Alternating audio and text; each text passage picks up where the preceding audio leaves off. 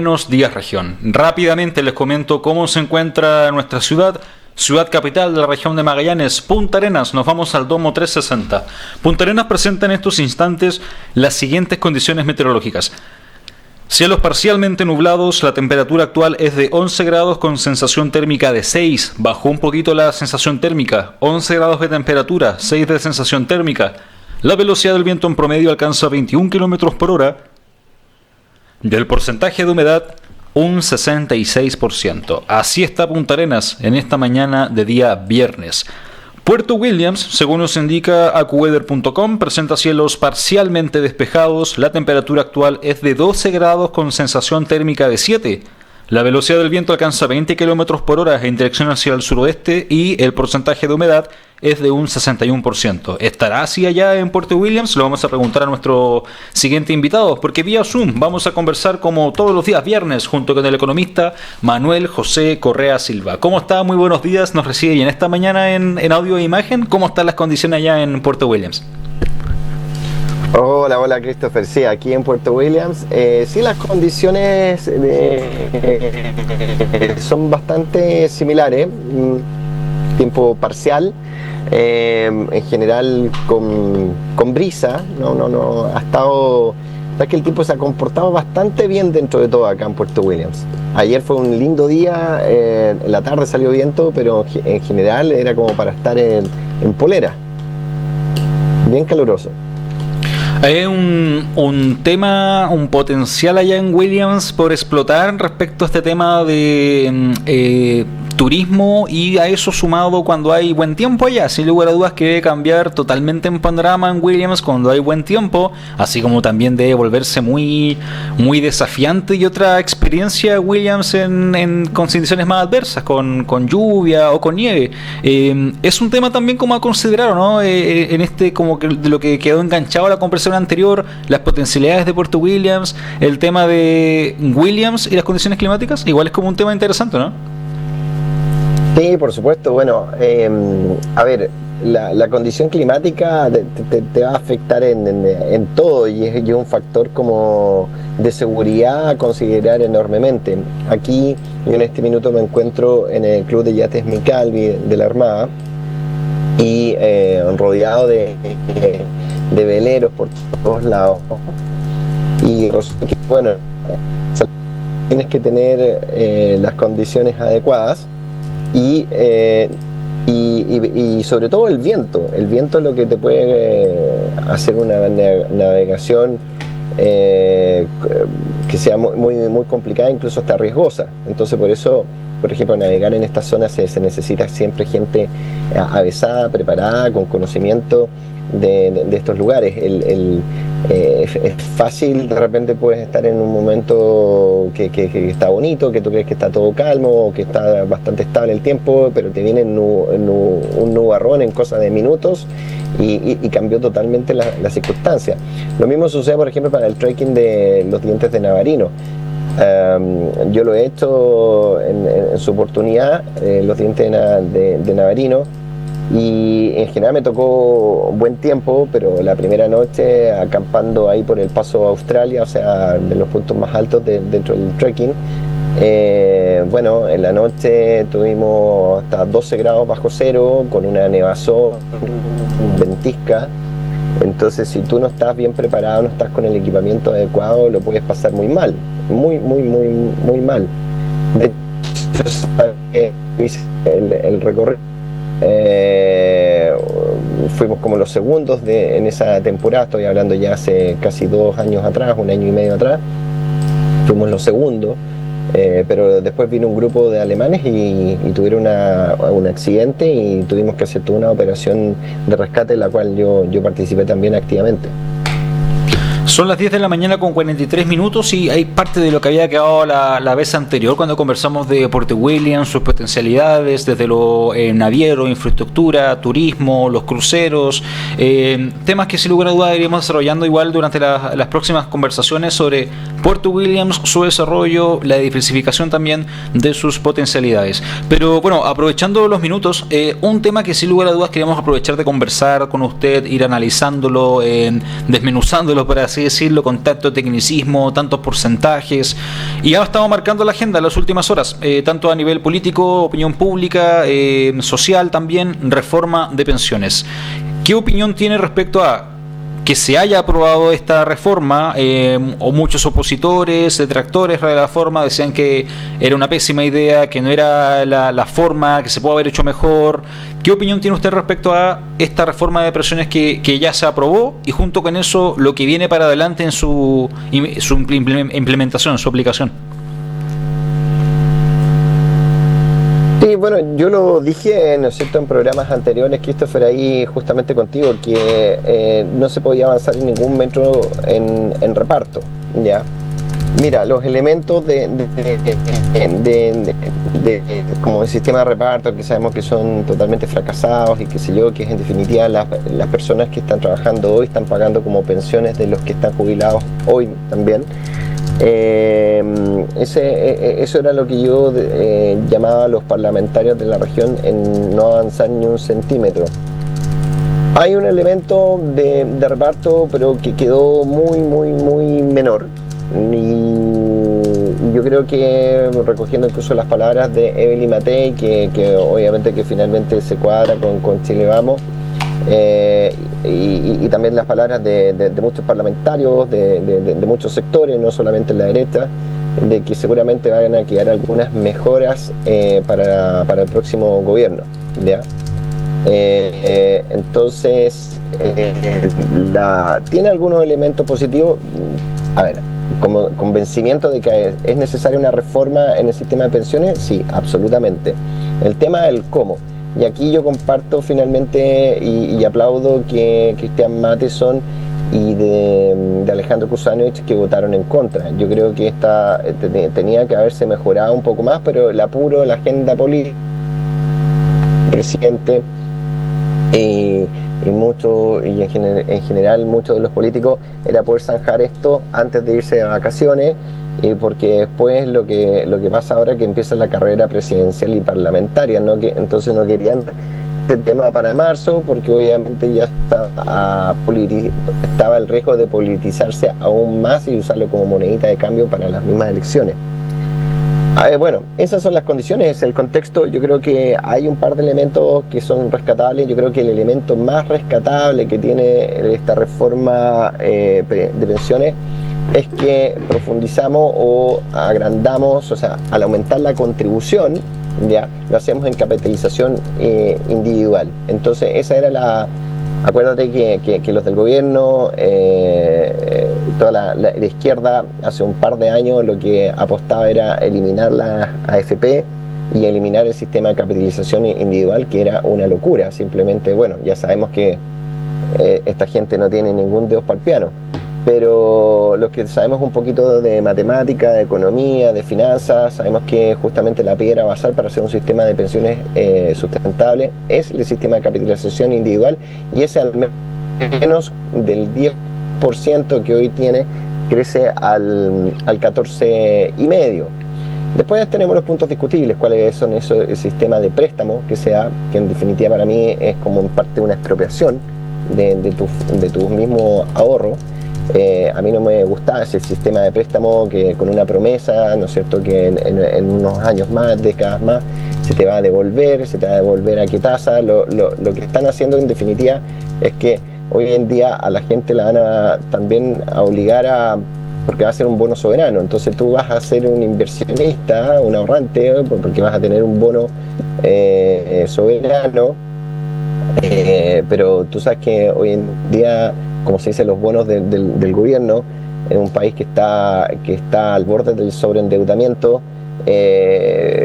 siempre está la duda si es que va a ser pagable. Por suerte que las indicaciones que se colocaron a último momento en la Cámara del Senado, digamos, mejoró la propuesta del gobierno, que era pésima. La propuesta del gobierno lo que te hacía era algo como actuarial, en definitiva te decía con vale por, mire, en 20 o de 40 años más nosotros le vamos a devolver su plata a un 2% de rentabilidad, pero todos sabemos que la verdad que ese vale por no iba a ser cobrable. Ahora, gracias a las indicaciones que hizo la derecha, por lo menos, si bien es un bono del gobierno, pero que va a ser bajo tutela del Banco Central, va a estar depositado en el Depósito Central de Valores, DCB, y por lo tanto es nominativo y más encima heredable, porque antes el gobierno lo que hacía es que préstame plata, obviamente no te la iba a pagar, pero si tú te morías tampoco era heredable, o sea, no quedaba el título para ti. Y eso por lo menos la derecha logró dentro de la negociación mejorarlo.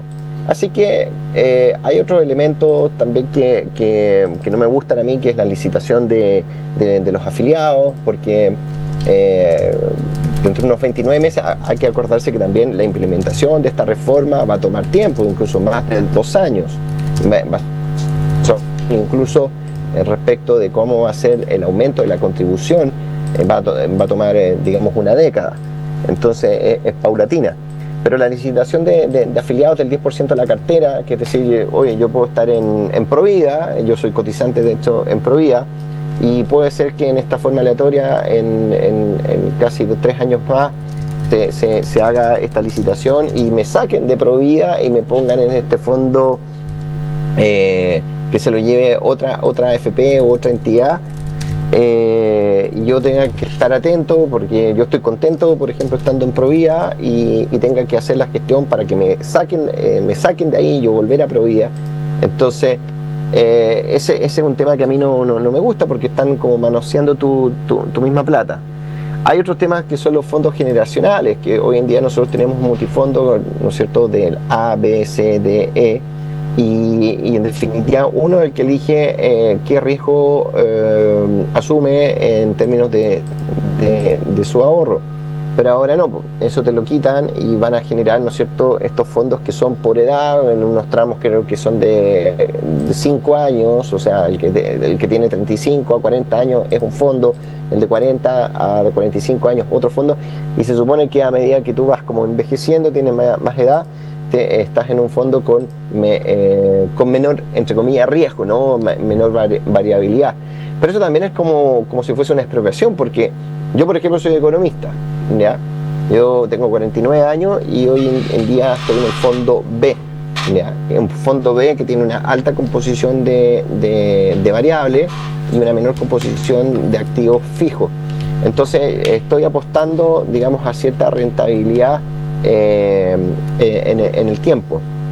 Pero ahora, por mi edad, seguramente me van a tirar a un tipo de fondo que va a tener un mayor componente de activos fijos, de rentabilidad fija, y probablemente con mayor composición también de incluso bonos soberanos del gobierno. Y bueno, lo que yo digo, el gobierno hoy en día, ¿qué es? Tiene más de 40% de la deuda pública sobre el 40% del Producto Interno Bruto. Las empresas públicas, la verdad que están muy mal administradas. Entonces, si tú sumas la deuda pública al gobierno más la deuda de las empresas públicas, tienes aproximadamente 53 puntos del Producto Interno Bruto. Entonces, te fijas, y si el país sigue así de mal administrado como lo ha administrado Boric y toda su gente, perfectamente en unos años más el gobierno de Chile podría ser default. Entonces yo tendría unos papeles de mierda en mi ahorro y mi ahorro valdría callampa, para decirlo, para que lo entienda en forma muy clara la gente. ¿Te fijas? ¿Tiene usted algunas sensaciones respecto a la viabilidad de esta reforma en el mediano o largo plazo, de que pueda hacerse viable, por así decirlo, financieramente? ¿Va a poder ser sostenible esta reforma a lo largo de los tiempos, considerando esto que habíamos estado conversando en veces anteriores, la dinámica de los sistemas de reparto que van vinculadas también con el tema de la natalidad, de los nuevos trabajadores, el tema generacional? ¿Siente usted que va a ser inviable en el largo tiempo la aplicación de esta reforma de pensiones o puede mejorarse aún? Mira, la propuesta del gobierno, las propuestas de Merluzo y compañía, la verdad que no tenían ninguna viabilidad. O sea, no sé si tú has encontrado o has leído en la prensa economistas que hubieran apoyado alguna reforma propuesta por la izquierda. Ni siquiera los de izquierda, ni siquiera del Partido Socialista tú encuentras economistas que hubieran apoyado las cabezas pescados que estos gallos han propuesto. Porque aquí están manejando en definitiva el corazón un poco de la economía chilena. Ellos lo que querían apoderarse era del motor financiero de la economía chilena. No les resultó. Hoy vamos a tener en el tiempo un 14,5% de capitalización individual, y eso yo creo que es importante y lo que le da sustentabilidad al sistema. El sistema sí puede ser sustentable, pero a mí creo que tiene todavía mucho espacio para su perfección. A mí lo que me hubiera encantado, te lo conté, ¿no es cierto?, en otras entrevistas, que la PGU, por ejemplo, justamente cómo damos una mano y ayudamos a los jubilados de hoy que tienen una baja pensión. Bueno, yo creo que el camino era siempre la PGU, la que instaló el expresidente Piñera, y que por ese lado que tenía que haberse también generado como el sistema de incentivos para que la gente dijera, oye, ¿sabes qué? Mira, no voy a trabajar un peso porque igual voy a recibir la PGU. No se trata de eso, sino que teníamos que mirar el mercado laboral justamente para disminuir la informalidad, aumentar así el número de cotizantes, generar, ¿no es cierto?, educación para que las personas pudiesen acceder a más y mejores trabajos.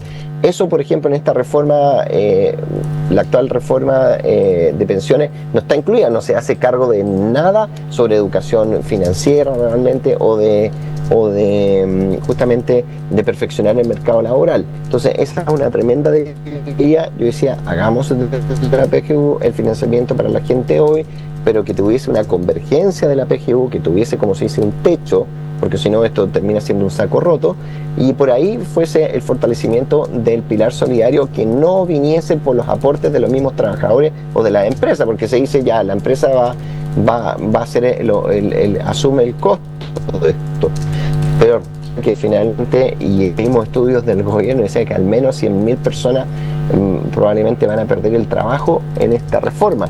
Pero por el otro lado no estamos haciendo nada por mejorar el mercado laboral para de cómo generar las instancias, las oportunidades de absorber y contrarrestar, netear esta pérdida de trabajo. Entonces tenemos ahí tremendo riesgo que también lo relató muy bien el Consejo Autónomo Fiscal, o sea, eso los economistas los tenemos súper claros. Entonces, la PGU yo creo que era, como te decía, eso, convergente, con ciertos objetivos para que la gente tuviese los incentivos también a trabajar, a aportar y que las personas que no le ha ido tan bien, que no tienen las mismas condiciones para competir, etcétera, tuviese obviamente una jubilación digna, y ahí está el fortalecimiento de ese pilar solidario. Para mí, en general, el pilar solidario, construirlo con los aportes de los ahorrantes hoy a través de un préstamo, no me gusta. Además que gracias a, si tú dices al Estado, a través de, porque la PGU se paga con impuestos generales, ya, que lo pagamos todos, entonces ahí somos todos solidarios, y le pones un techo. Entonces, ¿qué pasa? Que igual es un monto muy grande que iba a crecer, podía llegar hasta, qué sé yo, 5 o 6% del Producto Interno Bruto, pero eso, teniendo la regla fiscal, ¿no es cierto?, de no tener déficit fiscal, eso obligaba a los políticos, a los administradores del Estado, a ser mucho más eficientes en el uso de sus recursos, por diciendo, bueno, ¿sabes qué? Vamos a priorizar nuestro presupuesto para pagar pensiones, pero chuta, no nos alcanza la plata, entonces por lo tanto obligas a la modernización del Estado, y creo que esa era la herramienta, porque hoy tenemos un gobierno que crece, que contrata al amigo, al primo, ¿no es cierto?, al hermano, al papá, al nieto, etcétera, que eso solamente este gobierno ha metido 100.000 compadres dentro de su fila, 100.000, más de 100.000. ¿Ya? Esos son datos oficiales. Esos 100.000 son casi 1.600 millones de dólares al año.